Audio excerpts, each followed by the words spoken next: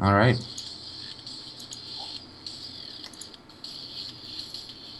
I take it the all right means that we're live. Yep. Hello, everyone. Yay! I am Gandair, and today That you are. I am joined by one of our oldest and dearest friends. It's That's the pro. me. I got that. It's Chobra. Really good to be back on Dominion. No one believes me when I say I used to cast Dominion, and that is actually where I learned a lot of my casting techniques, which is the truth. But today may either testify to that or against that, because it's been a little while. So we'll see. It's But nice to be back casting with you. This is I when I heard about this, I was like, oh, a Dominion tournament, sweet, I'll do it. Yeah, dude. I was very excited. I was very sad to hear, although I haven't been keeping up as much with Dominion since I went to Korea and then came back now to LA. When I heard that it was going away, it made me so sad because to me Dominion has a very special place in like what it meant to me and my career and meeting all you guys. So we're really happy that we get to be here, and it looks like we're going right through in our first match. And all these new champions and all these new items and so many things have changed in League of Legends as a whole, Gander. Oh But I man, hear that overall it's still kind of the same. I guess that's how it is in any video game, right? Like the overall meta kind of stays the same. You just get a little quirks here and there. it gets a little bit of a new dressing, a new highlight, a new decoration, and as you mentioned, jumping right through into the start of this game, things that I'm really glad to see banned right away: Tom Kench, Shaco, and Lau. I actually don't know how to say that. The Tentacle Priestess's game, Kraken Priestess, but Yeah, I she think is that might be real more strong. Yeah, Alawi. Even yeah. I mean, in general, I don't think she's quite like figured out, which also makes her stronger. But I can imagine that she's really strong on Crystal Scar. Just given how she plays like lanes in Summoner's Rift, also, and how people have been trying to figure her out. She's just really good at zoning and putting up constant pressure. So that makes a lot of sense. And Tom Kench, I mean, he's kind of just annoying to begin with. His design, Wait, like never annoying. dies to teammates. That's an Getting some sub understatement. hype. That is an understatement there. Hey, Nekun, that's Naudasan, I believe, in the Twitch chat. Thanks for the sub to the channel. Oh We appreciate yeah, it. And never too late. talking about TK also in here.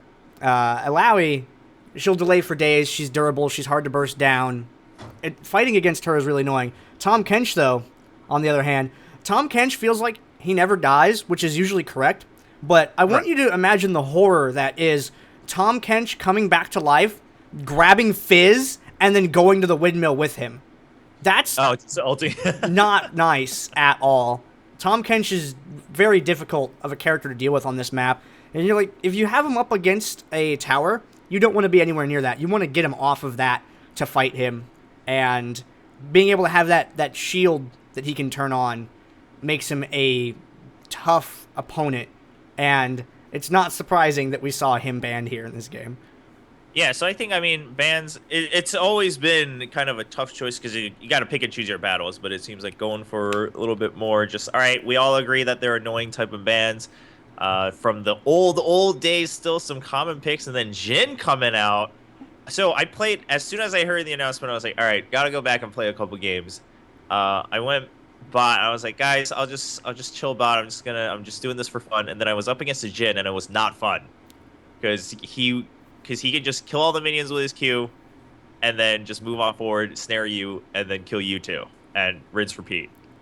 Jhin So I was has not a big felt fan. very fair on this map. I have been playing about 6 hours a day on average since the 10th when the announcement was made that Dominion's closing. He's all over the place right now because he's a new character. He's a strong character, but lacking a built-in escape is probably his biggest downfall. A good Jhin, however, really makes use of that range and can... If you remember the way that Ezreal and Nidalee and Lux could delay on a point, Jhin takes Right. that but stands off the screen with it because Right. his range on it is so long. His traps are really annoying, but thankfully you can just go kill him if you can get to him. And Yeah. That's the upside here. There are other characters that you can't do that with. That is true. Lux, for example. I'm gonna go kill her. Oh, snare. Well, bollocks. That's all there. And Jhin, on the other hand, you gotta take flash on him to really make him effective. He dishes out the hurt in a big way that I was not quite prepared for the first time that I fought him. And it seems late game, like really late game, like beyond 15 minutes, I think it's really powerful. Yeah, The I think first Jhin, I mean, 5 straight is up iffy. snooze you lose, right? Like you just take your eyes off him for 1 second, he will kill you. But at the same time, if you keep your eyes on him, he'll have trouble killing you, and he'll also have trouble trying to engage on his own. Because, like you said, if he gets caught out, he's kind of done for. But that should be fun to watch. Ekko, of course, relatively new, I guess. I mean, since the last time I casted Dominion, if we put it on that timeline. And I can see how Ekko is going to be really good here too. Ekko's a character that I try to think of as a melee Ezreal. There are some characters that I do not know about as well, friends. The last time that I had played regularly was when Azir was released. The champions between Azir and now, I'm a little iffy on because I took quite a bit of time off from regularly playing. And Ekko is a character that seems really strong, and when I encounter him in games, I have trouble dealing with him. And I wish I knew why that was, and I wish I knew why he did that much damage. I mean, it's his passive combined with the fact that you get extra damage if you dash in with your E, your phase dive, and your passive is like a 3-hit passive, and on top of that, he can jump back and forth. I mean, he's super mobile. Like you said, he's kind of like a melee Ezreal where he's super mobile. He does on-hit effects on his phase dive, on his E. He can dash forward. He can also slow in zone a little bit, including getting a stun. He can get that shield. He can get health back. So he's kind of got the whole package you would want for someone who's constantly skirmishing, which is, of course, a very common theme. So I'm pretty excited to see Ekko. I haven't, the few games I've played since the announcement, I haven't seen an Ekko in Dominion, but I'm very excited to see how he plays out because I can imagine it, all the flashy plays coming out, but we'll have to see if it comes to fruition in game. Another character that I'm excited to see here is Lulu, because Lulu gameplay has been a thing of beauty to watch. When Lulus are played well in any map, it is just a thing to marvel at, because Lulu can be the difference between success and failure all over the place with just a couple of abilities. A low health Lulu with half a mana bar is a gargantuan threat that needs to be considered. Because I was playing some Xin Zhao, and when you are a melee that has a difficult time escaping, and you pick a fight that's iffy, you just need that one Lulu shield from just coming out of vision. Lulu in a bush or something just walks out, like, boop, here you go. And she's so safe because of her movement speed and ability to slow. Her speed manipulation means that even when she's so low on health, it's Glitter Lance move speed buff, and she's gone. Yeah, I mean, that's definitely been a thing. Mobility and skirmishing, right? That's kind of the theme to go off of. And Lulu has both, really, if you think about it. I mean, people say, well, Lulu's technically more of a support mage and whatnot, but you got to throw all those archetypes out the window because she's got range. She's, so therefore she's got poke. It actually does decent damage. She's got picks allowing for even auto attack, skirmishing, and then she's got the ult to turn things around with CC. So, and the polymorph too. So it's all one neatly packaged fairy whatever Yordle. She's Yordle, right? Is Lulu a Yordle too? I believe so. But don't quote me on that because the lore has changed a few times. That is true. That is true. Many things have changed here in Runeterra. Runeterra is a volatile place. Yeah, you are never who you think you are. But it looks like we're going into our first game, so that's super exciting. And we didn't get to talk about all the little different doodads we have here. But what are your thoughts on Swain? Because I was never fully sold on Swain. I mean, I can get it in concept, but Swain, we have seen Booberry historically and some other players play a real solid Swain. Yeah, and Swain in Dominion, the one thing that he suffers from is his ranges tend to be pretty short. And that can come back to bite him sometimes. He does dish out the hurt, but you have to put yourself in a little bit of a more vulnerable position compared to some other tankier AP heroes. Yeah. Yeah, that's the part that always gets me. But I guess, you know, that's also kind of a matter of skill level at that point, of how aware you are.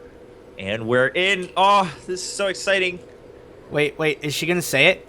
We need to hear the voiceover. I think it happens at 30 seconds. When they added that, I was pretty happy. And then I guess we'll do the team intro after that. All right, yeah. I want to hear this.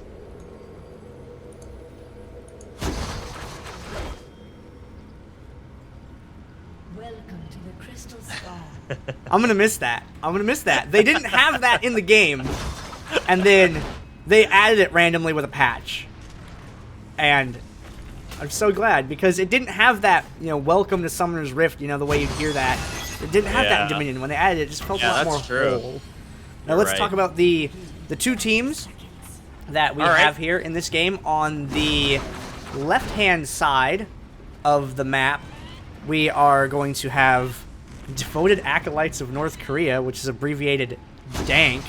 Oh, is that what it stands for? I was like trying to figure that out. Yes. Right.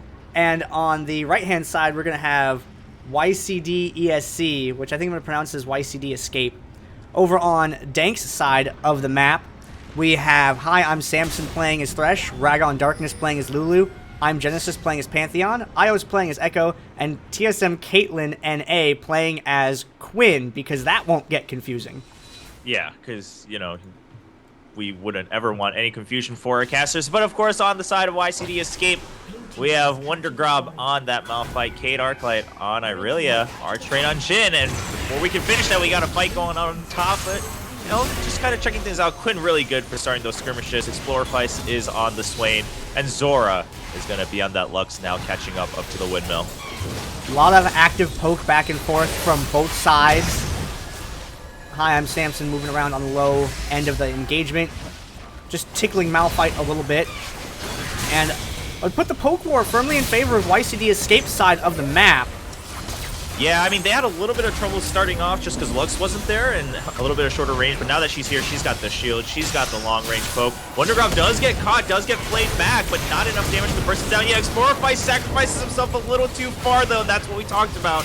The range, needing to go in to try to do anything to save, and meanwhile, Cade Arclight also getting taken down over in the bottom side next to the Boneyard. Pantheon is going to get a neutral down there, it appears. Health getting low on the top part of the map for Dank's side. Ooh, hook from Thresh.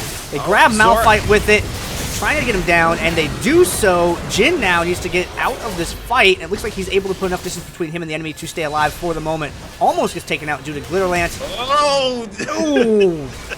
Brutal. Ragondarknes going in to finish off Jihn, and gets away with it. Lulu manages to escape. I mean, ArchRain got a little too greedy there. I mean, your teammates were channeling, you were super low. I think you could have backed out, but it was like, maybe I can get some revenge on the Lulu. But Darkness said no, used the flash for that one. Now things are trying to stabilize. YCD does have to commit Wundergrob to help out take the Boneyard back. Good zone from Wundergrob, keeping Pantheon back away so that Irelia can channel. One of the more underrated small things. Oh dear, Lulu. Lulu. That passive from Pantheon doing work. Ooh. Darkness just couldn't figure out Ragon, you needed to steal that kill. That was something you needed to do there. I mean, excuse me, you needed to secure that kill is what needed to occur there. But yeah, they still have control over their side point. There was a lot of moral confusion going on there. Ragon was like, I mean, maybe he's got this. Don't want to be a jerk. But that was not the play. Swain picks up the Storm Shield. Huh. I mean, does have his ult too, so if he jumps in, should do a lot of work, but Storm Shield Lulu a little scary over here, hanging out by the Speed Shrine. Looks like they're going to make a play for the drill, try to drag people down away from Windmill. Poor Wundergrob, always on zoning duty. Can't do much. Gotta make a super play with that ult, though. The Ensemble Force gets 2 knockdowns, and there's the Fast Monk coming out. And ArchRain has to back out, though. That Jihn, again, needs to be able to put out constant damage. He's trying to go back in. Gets hooked, gets played. That's the end of him. CaitlynNA on Quinn. Almost completes that. Does get out with Thresh, and they're alive, but they don't have an escape, so they have to fight their way out of this one. Gets the blind on Zorrah. Gets the jump back. Gets 1 kill. Malphite's a little worried for his own safety there. Swain manages to chase Quinn back a little bit, but Swain is very low on mana. Don't really know if he's going to have a lot. Oh, no, not quite. Ragondarknes Lulu does go down. Hi, I'm Samson on health. Maybe Swain's next victim, and is. Swain pops the ult, uses it to chase Ekko. Oh, no, the snare lands. Ekko might get banished back to the Shadow Realm here for a moment. He has plenty of mana, though. What are his cooldowns looking like? He's just waiting. Oh, no. Nice. Good job, Jihn. That was pretty slick. Oh. Meanwhile, Arclight's not having fun. This is neutral now. Can't fight under that. There's a lot of minions too. The Boneyard goes back over to the side of DANK. And I mean, Arclight's having a lot of trouble down in bot right now. Wundergrob has to come back again. I think that is something they're going to have to work on remedying pretty quickly here, because while they have had a firm grasp over the windmill for most of the game so far, it's their bottom point that has been causing them trouble. Yeah. Yeah, I mean, quite frankly, Genesis has been relatively untouched the entire time, except for that one kind of 1v1 battle he got zoned out of, but he's having a swell time over here, all on his lonesome, and that allows DANK to focus on that top again. They actually switch Arclight up top. Explorifice coming back down here to help out Wundergrob. Oh, he's just battling through that. There we go. Get the snare, get the Boneyard. Malphite doing the smart thing, immediately heading back up to the top. You only need one person to capture the point. Once again, we're seeing that drill pressure in order to bait people off of the windmill. And it's working. Good block, Thresh. Look at that. Ooh. Good guy, Thresh, taking it for the team there. That was a nice play. Oh no! The hitbox. And now we're in trouble. That hitbox was definitely patched. Oh. That's a darn shame. That's gonna need a little bit of a reset here. Arclight doing what you can though. Trying to get this. That's a big creep wave. That's the quest objective too. They're gonna get a free 20 damage on the Nexus and 10% damage buff from that. So that actually evens things out a bit for now, but ArchRain does. Oh, okay, maybe not turning things around. ArchRain can't run away fast enough though. He's got to keep up the damage while he's doing so. Can't walk through the box. Got to keep his distance to Samson. Play outside the box, guys. Oh, they're stacked up. Good block from Malphite. Now it's still on DANK's side. ArchRain gets that shield. They should be able to get it. Yeah, there we go. Eventually. Some good body blocking from Malphite and Thresh. Their teammates, the folks on that team, on Team DANK, have done a pretty good job of knowing where to stand in order to protect people so they can capture smoothly. It's been nice to see so far. Yeah, I mean, when I first started casting, right, I was kind of taking lessons from all you guys, reading up on your guides and whatnot, and just all the meticulous thought process and communication that really goes in to making sure, because, yeah, sure, you know, kills and whatnot, again, they're always a nice tool to get you to where you want to be to win, but when you start capping or when you start harassing under a point, you want to make sure that goes to plan, and here comes a hook. Oh, man, they got Jihn. He's been whimsied, he's been exhausted. Can he get away? No, another play, and he goes down. Well, Ragon in a little trouble, though. Are they going to get away with this, though? Maybe not Thresh. And Ragon turned around to try to get back into the fight and was sent straight back to the summoner platform.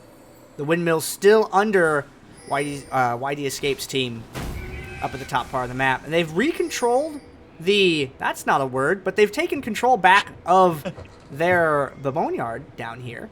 And putting Swain down here instead. And that seems to be going really well for them. Yeah, I think that was a really smart choice. He can just kind of statically also fight better under the point too, under the turret. So I think that's working out really well for them. At the same time, it's kind of weird because it feels like YCD aren't exactly winning their skirmishes convincingly, if at all.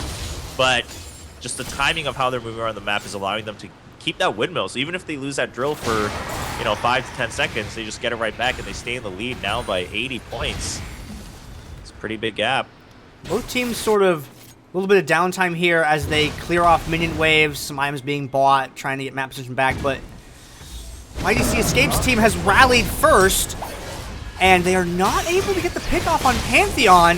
Malphite diving into the tower. There's an offensive Garrison thrown down on to reduce its damage. Garrison being one of the summoner spells that's used in this game mode. And yeah. Pantheon staying alive there is a big thing for them because now he'll be back at full health much sooner than he would had he died. I can't see how many revives he has left right now, though. Looks like he has one pocketed at the moment. Alright. Arclight. Arclight. Uh-oh. Yeah, looking at kind of taking this time now that people are settling down. Actually, never mind. Bot. Ragon's gonna be able to keep Explorifice out for now. Now it's a matter of who's gonna regroup first, because Explorifice has more resources to work with. I mean, not a full mana bar, but still not too bad. Minions pushing up. Oh, gets the snare.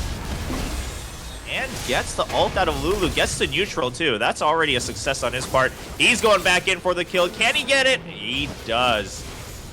Ragon coming back with the revive. Able to chase Swain away. Swain recalling when he sees that Lulu's revived. Revive being able to put a bandage on the events that happened down there. They didn't really lose too much Nexus health out of it for the amount of time that it was neutral, thankfully. Pantheon and Thresh made a play for the drill. Jihn with a good lead.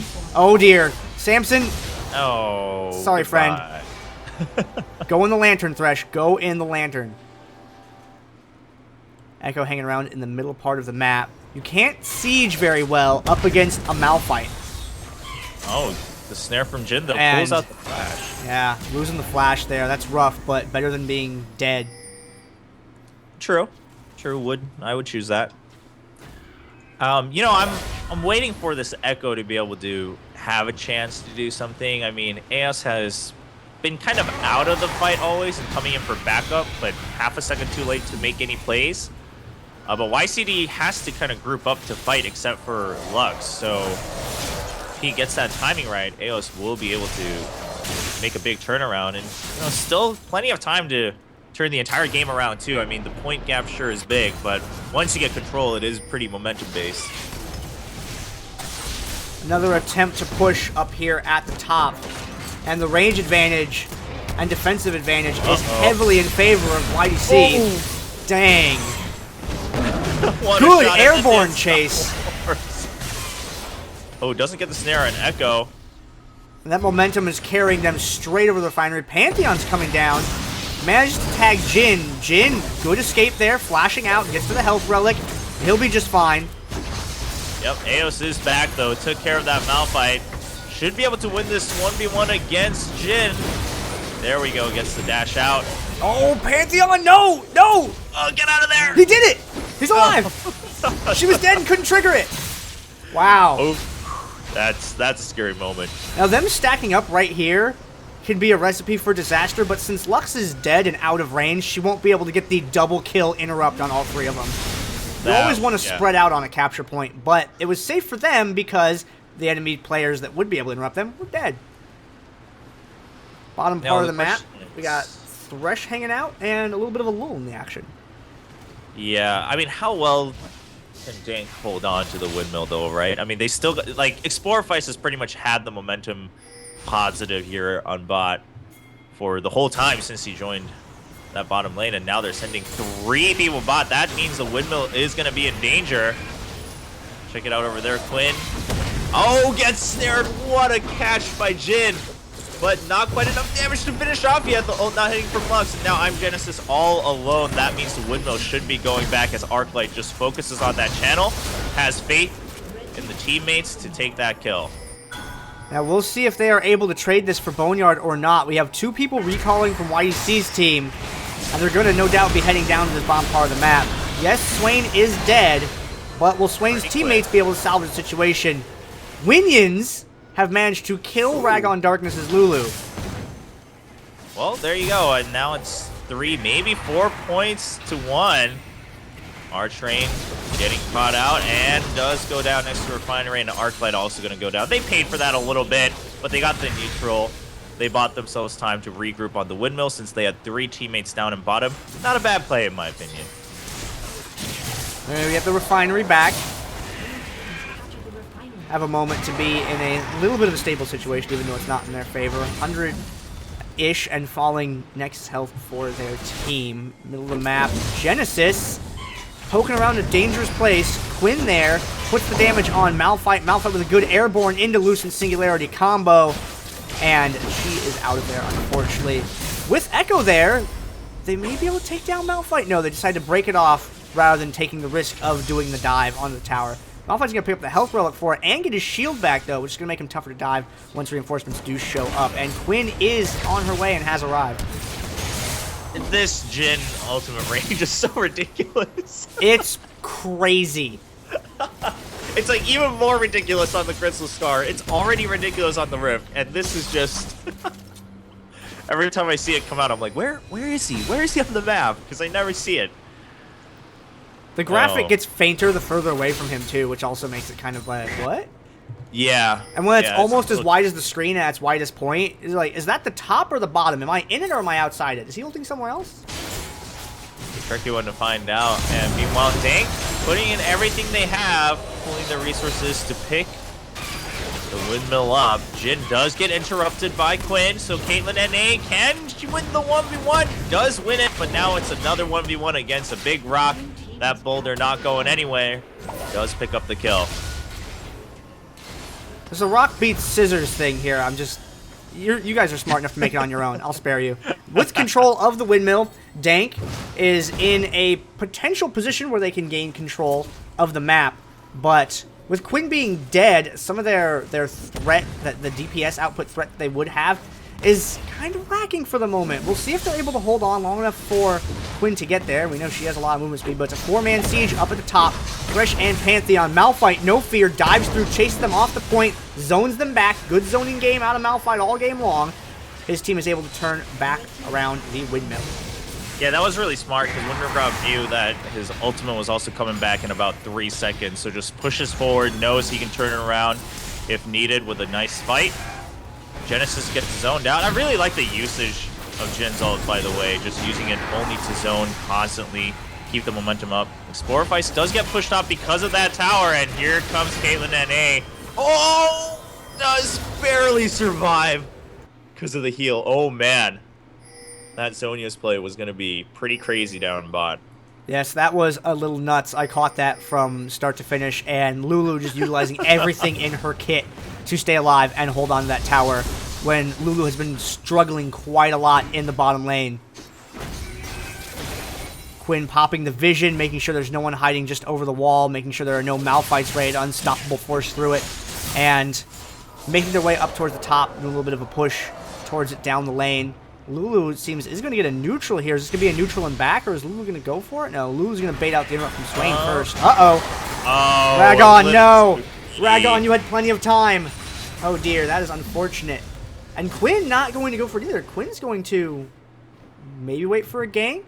A little uncertain as to what her decision to play here is going to be. Looks like they're going to go in. They want to put that damage on Irelia, and look like they're getting somewhere real fast with her. She is going to be taken down. The reinforcement is still quite a way off. Malphite is going to get taken out as well. Okay, the and they can still keep lasers. the channel on. All right. Ooh, nice snare from Zorrah. Zorrah's been pretty on point. Almost take down CaitlynNA. Oh, and here comes the Jhin. Can Eyos finish it? No! Oh, where's the block? What? What a shot. They get the Neutra, and now they're just getting picked off, hunted one by one. Ragon has to jump off of his own point. Explorifice just keeping zoned out because they know if they can get just the windmill, they can keep this up and just win. Only 36 points left on the Nexus for DANK. Explorifice does go down, though, so now they need to make a play on windmill. Otherwise, a comeback could slowly start rolling. I'm not going to call it yet because it's now it's never pretty over big. in Dominion. We know. We know that from experience. But yes, yeah, we've seen some crazy games before. Okay, Ragon, can you stop the clock for your team? Lux, does she have her laser right now? Yes, she does. Oh, so close. There's CaitlynNA. two people there. Yeah. Okay, CaitlynNA actually just going for the drill, realizes now they're just going to jump onto the bone. Don't get snared, Lulu. All right. Okay, nice interrupt on Zorrah. Quinn going for one, but Swain walking down the lane. Quinn knows Swain's there. Okay. Should be a neutral Gets and back. neutral. Yeah. Gets the blind, gets the vault, but Whoa. still gets snared. Nice. Actually, Dodged the snare with the vault. Yeah, actually dodged it. I wasn't sure because she landed right back in like half a second, but was able to jump out of there right after. So nice play. Lulu with the stall tactic over here. Lux has superior range, but Lulu has superior annoyance. Yes, I think is the way that I would phrase that to be politically correct. Would agree, 100%. Swain coming down here though. Lulu, he's after you. Oh, DANK all went back, and so now they need to take a little bit more time to regroup. They're starting to lose points again. Only 26 left. Gotta make a play on a point. They're choosing that Boneyard. There's the Zonia's in for Explorifice. Rag on a little late on the Zonias. Only enough to barely escape death, but not to escape the damage. And now DANK is just going full-on guerrilla warfare mode, trying to just neutralize at least 1 point. I think they're being zoned away from everything. That may actually be it here. Irelia is keeping Pantheon off. Malphite is keeping Quinn away. Lulu had to back. Swain and Lux both in the bottom lane. They don't really have any opportunity to get anything here. It's not looking so good. I mean, the zoning from YCD really supreme throughout this entire game. And it looks like the GGs are being called. No chance here to even get a neutral. The health bottom lane switch. That was it. I mean, that won them that game, I feel like, because Pantheon was so dominant for the first portion of the game. And then the lane switch happened, Lulu went bot, and things just went downhill from there. Yeah. Not having Lulu for the windmill, and then Pantheon also initially just getting absolutely slaughtered by the Swain. Yeah, a little risky, but hey, that's called the team strategy portion of any video game. So congrats to YCD for figuring that out and using it to their advantage. You're taking a look at the post-game lobby screen here. I'm looking at just making everything on the screen for you folks. I'm taking a look through the builds and things here, and nothing seems too out of the ordinary. You know, all the builds here seem pretty standard. Seeing that Dead Man's Plate on Malphite, saw that come into play a few times. Dead Man's Plate's a fantastic item. It's one of the ones that I'm really happy was introduced because it gives more mobility to people that generally don't have a lot of mobility, and it's quite nice. Yeah, it really just helps the tanks kind of be a little bit more relevant. It's not like super big damage, but adds a little bit of a bruiser flair to you, and especially that mobility, like you said, especially on the Crystal Scar, it helps out a lot. Makes the initial moments of a gank better for them as well because it has that proc effect on it, which is quite nice. Mm-hmm. Right on. Cut to break screen when you guys are ready. Okay. All right. We are going to set up the next game for you folks, and we will be back shortly thereafter with the teams that we'll be seeing next. We'll know, and we'll tell you once we know.